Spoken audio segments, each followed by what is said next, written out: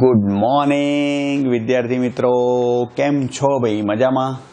જુઓ ભાઈ, હવે આપણે જોઈ લઈશું આપણા તરંગ ભાઈ દ્રવ્ય અને વિકિરણના દ્વૈત સ્વભાવના સૂત્રો જોઈ લઈએ ભાઈ, એટલે તમને દાખલા કરવામાં સહેજ પણ તકલીફ ના પડે.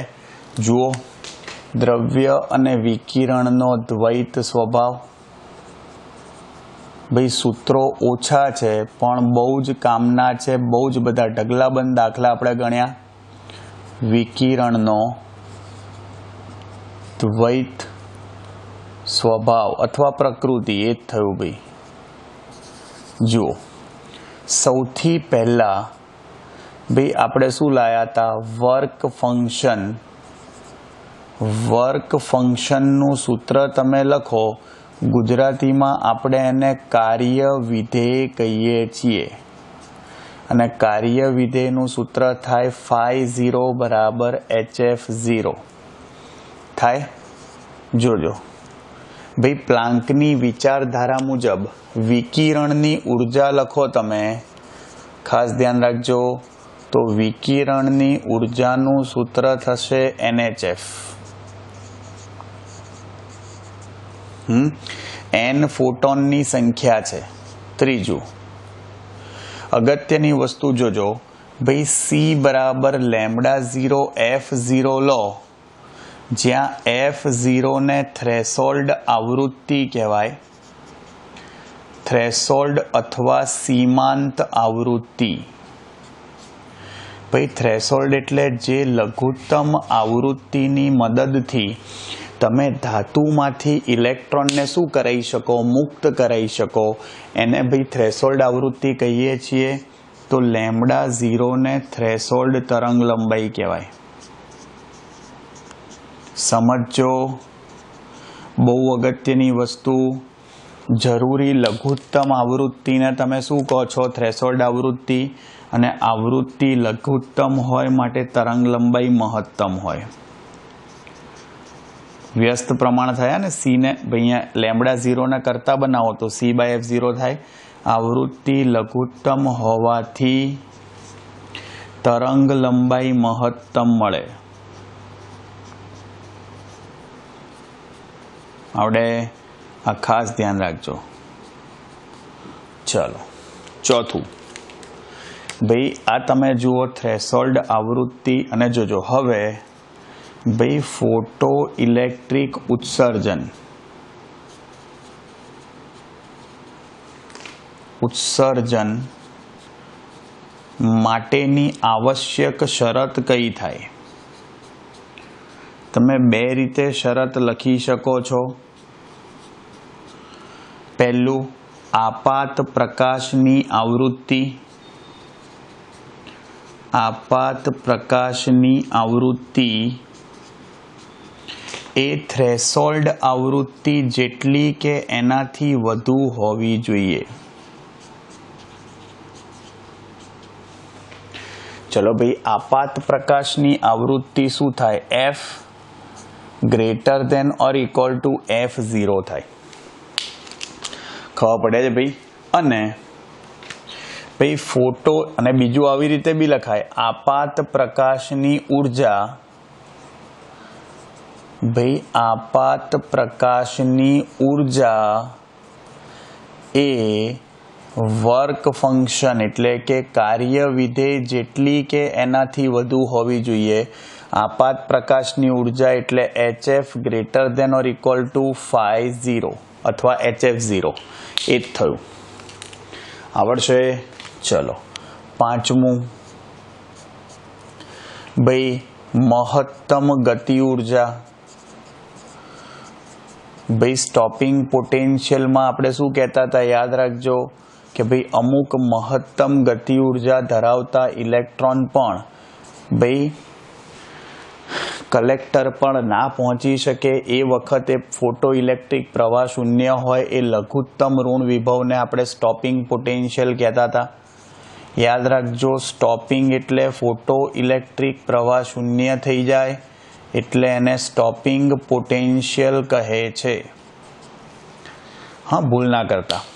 અને એના પછી ભાઈ આઇન્સ્ટાઈનનું ફોટો ઇલેક્ટ્રિક અસર માટેનું સમીકરણ, ફોટો ઇલેક્ટ્રિક અસર માટેનું સમીકરણ શું થાય? તો કે આઇન્સ્ટાઈનનું ફોટો ઇલેક્ટ્રિક અસર માટેનું સમીકરણ થશે ભાઈ તમારું શું? જોજો તો કે કે મેક્સ બરાબર HF -φ0. તમે આ બંનેને સરખાઈને બી લખી શકો EV0 = HF બહુ જ કામના સૂત્રો છે. અને મહત્તમ ગતિ ઉર્જાની જગ્યાએ તમે ½ mv² મેક્સ પણ લખી શકો જો મહત્તમ ઝડપ આપણે શોધવાની હોય તો. હા જોજો એના પછી ભાઈ આના ઉપરથી આપણે V0 વિરુદ્ધ Fના આલેખનો ઢાળ લાયા હતા. ખાસ ધ્યાન રાખજો, દાખલામાં બી ઉપયોગ કર્યો હતો. કઈ રીતે? ને છેદમાં નાખી દો તો V0 = H/EF -φ0/E. ભાઈ જુઓ અને y બરાબર mx + c સાથે સરખાવતા, mx + c સાથે સરખાવતા જોજો તો y ભાઈ y અક્ષ પર શું છે? Stopping potential. x અક્ષ પર શું છે? આવૃત્તિ. અને ઢાળ શું છે તમારો? H/E. ક્લિયર? તેનો મતલબ કે અહીં આ આલેખનો ઢાળ શું થાય? H/E થાય. x અક્ષ પરનો અંતઃખંડ ભાઈ F0 થાય એટલે કે થ્રેશોલ્ડ આવૃત્તિ. અને y અક્ષ પરનો અંતઃખંડ એ આંતરછેદ થાય. કેટલો થાય? જુઓ -φ0/E આ રહ્યો. ક્લિયર? જુઓ આ V0 વિરુદ્ધ F આલેખનો ઢાળ લાયા હતા ભાઈ, ખાસ ધ્યાન રાખજો. એના પછી 8મું ભાઈ જુઓ વિકિરણની તીવ્રતાનું સૂત્ર પણ તમને કહી દઉં છું. વિકિરણની તીવ્રતાનું સૂત્ર થશે ઉર્જા ભાગ્યા ક્ષેત્રફળ * સમય. અને અહીં ભાઈ અહીં જે ઉર્જા છે એ કોની ઉર્જા છે? વિકિરણ ઉર્જા છે. માટે NHF લખાય. ક્ષેત્રફળ A * સમય T. અને એ બી ખાસ ધ્યાન રાખજો, જો ફોટો ઇલેક્ટ્રિક અસર મતલબ શરૂ કરવી હોય તો આ ઉર્જા કાર્ય વિધેય જેટલી હોવી જોઈએ, HF0 એટલે કે φ0. હા આ સૂત્ર ચોપડીમાં નથી, મેં કીધું તું તમને. આવડે? ચલો એના પછી ડી બ્રોગલી તરંગ લંબાઈ. ભાઈ ડી બ્રોગલી તરંગ લંબાઈ સાંભળજો. ડી બ્રોગલી તરંગ લંબાઈનું સૂત્ર થાય H/mv અથવા H/p લખાય. ક્લિયર? હવે સાંભળજો, આ વેગમાનના અલગ અલગ સૂત્રો છે, આપણે લખી કાઢીએ. જુઓ સૌથી પહેલાં તો ઇલેક્ટ્રોનની ગતિ ઉર્જા ½mv² હોય, એને તમે અંશ અને છેદમાં m વડે ગુણીને ભાગો તો ઉપર m² v² ને ભાઈ શું કહેવાય? p²/2m. ખાસ ધ્યાન રાખજો. હવે આને તમે જ્યારે વોલ્ટેજ જોડે સરખાવો,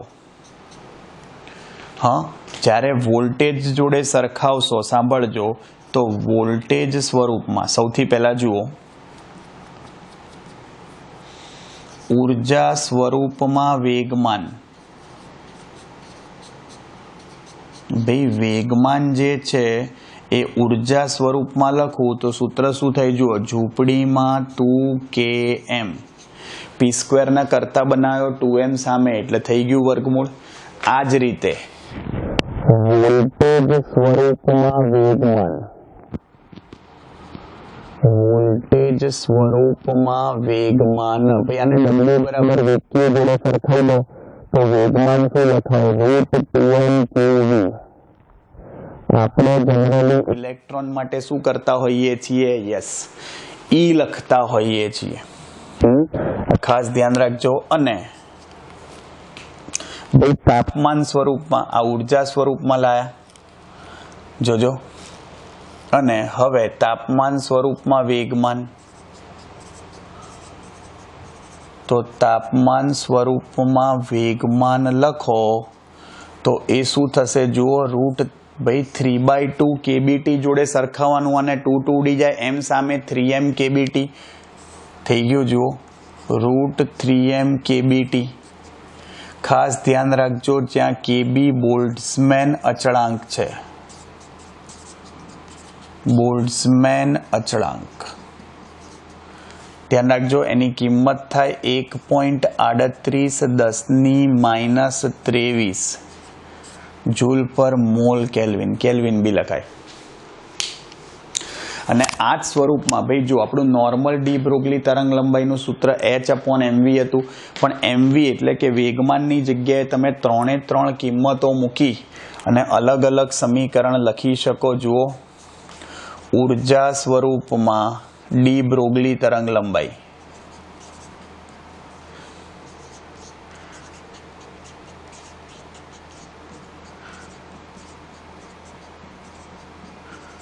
શું આવે? h/p. પણ p ની જગ્યાએ ઝૂંપડીમાં તું કે m. આ ઉર્જા આવી ગઈ. વોલ્ટેજ સ્વરૂપમાં ડી બ્રોગલી તરંગ લંબાઈ,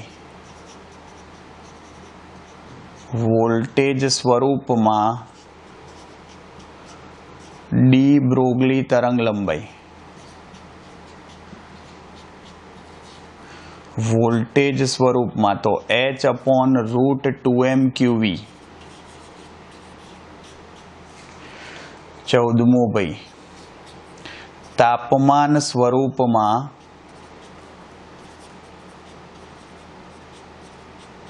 ડી બ્રોગલી તરંગ લંબાઈ,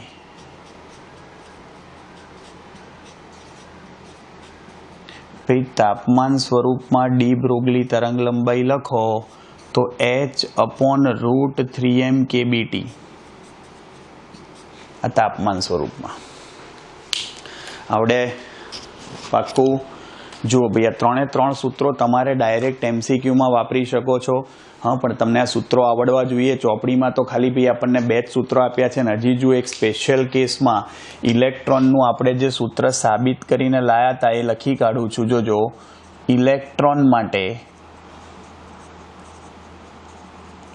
વોલ્ટેજ સ્વરૂપમાં ડી બ્રોગલી તરંગ લંબાઈ, વોલ્ટેજ સ્વરૂપમાં ડી બ્રોગલી તરંગ લંબાઈ. ભાઈ ઇલેક્ટ્રોન માટે વોલ્ટેજ સ્વરૂપમાં લખો 1.227 નેનોમીટર ભાગ્યા √v હતું, યાદ હોય તો. તમે ઇલેક્ટ્રોન માટે ડાયરેક્ટ આ સૂત્ર વાપરી શકો. ભાઈ આપણે થિયરીમાં લાયા જ હતા. એટલે 16મું ભાઈ હાઇઝનબર્ગનો અનિશ્ચિતતાનો સિદ્ધાંત.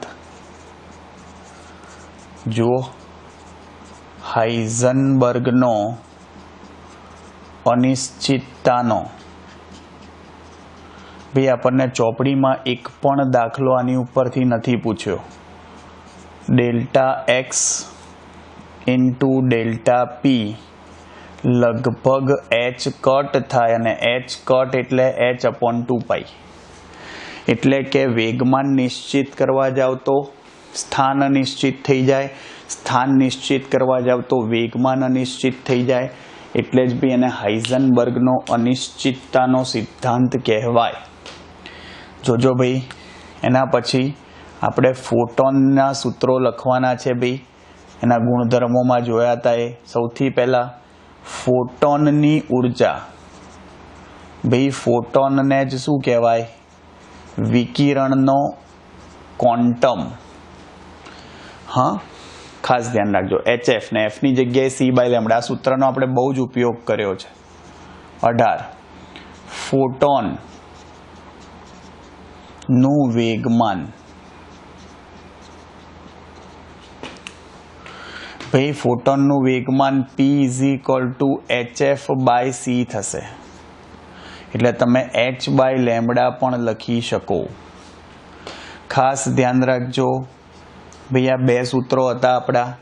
હવે અગત્યની વસ્તુ ગતિમાન. ભાઈ આ ચોપડીમાં સૂત્ર નથી પણ આપણે કીધું હતું કે જો વેગ પ્રકાશના વેગની નજીક જતો હોય તો એનું દળ સતત વધતું જાય. હા, તો તમારે ત્યારે આ સૂત્ર વાપરવું પડે. m = m0/1 √1 - v²/c², જ્યાં m0 સ્થિર કણનું દળ છે. યાદ આવ્યું ભાઈ? બહુ કામનું સૂત્ર. અને છેલ્લે ભાઈ આઇન્સ્ટાઈનના સાપેક્ષવાદ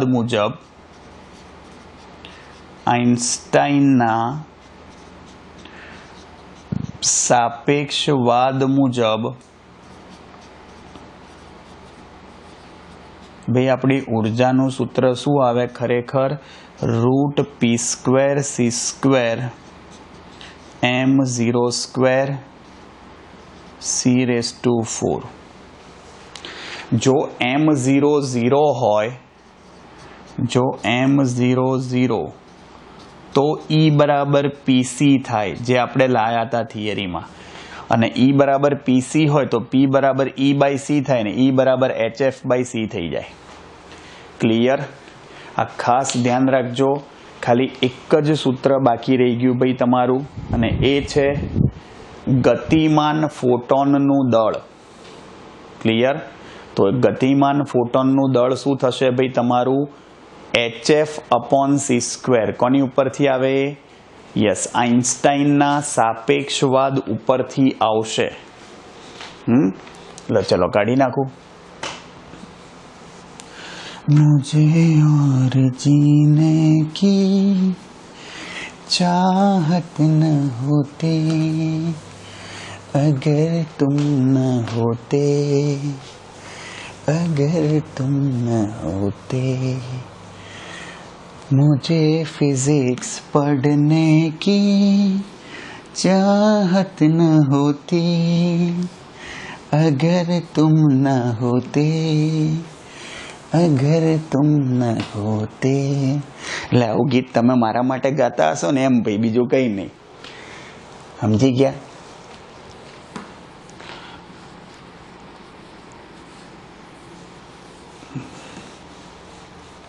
લો ચલો, ખાલી છેલ્લા સૂત્ર માટે મહેનત કરવી પડી ભાઈ આપણે. કંઈ વાંધો નહીં, તમારા માટે તો બધું થાય. લો ચલો, ગતિમાન ફોટોનનું દળ 21મું છેલ્લું સૂત્ર ચાંદલો થઈ ગયો 21નો.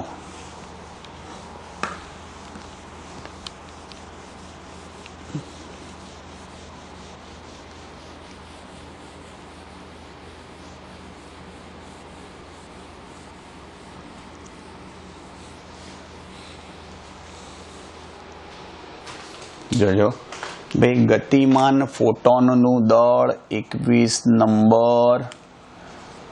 ગતિમાન ફોટોનનું દળ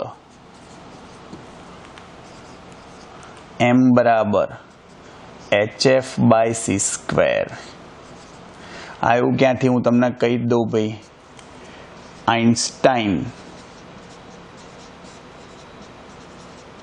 નું સૂત્ર કયું છે? આ દળનું ઉર્જાનું દળમાં રૂપાંતરણ કઈ રીતે થાય એનું સૂત્ર E = mc². જ્યાં m દળ છે તમે E/c² લખો. અહીંયા વિકિરણની ઉર્જા hf થાય એટલે hf/c² સૂત્ર થયું. આવડશે ભાઈ? જુઓ, આ આખા આપણા ચેપ્ટરના ભાઈ સૂત્રો થઈ ગયા મસ્ત મજાના ચકાચક. આવડશે? જુઓ, બધા સૂત્રો પૂરા. હા ભાઈ, નેક્સ્ટ ટાઈમથી નવું ચેપ્ટર સ્ટાર્ટ કરીશું આપણે, પરમાણુઓ. એના પછી ન્યુક્લિયસ છે. હા ભાઈ બંને ચેપ્ટર તમારા કેમેસ્ટ્રીના ચેપ્ટર કહેવાય આમ જોવા જાવ તો, પણ ભાઈ તમને કેમેસ્ટ્રીમાં આપણે જે ફિઝિક્સમાં ડિટેલમાં આપ્યું છે એવું નથી આપ્યું. એમાં વાર્તા કરી છે ભાઈ, એમાં એમનો વાંક નથી ભાઈ, કારણ કે એમાં સૂત્રો ના આવે ને ભાઈ, સમજો. એમાં વિદ્યુત બળ, ચુંબકીય બળ, એ બધા સૂત્રો ના આવે. કેન્દ્રગામી બળ એટલે એ લોકો સાબિતી ના આપી શકે.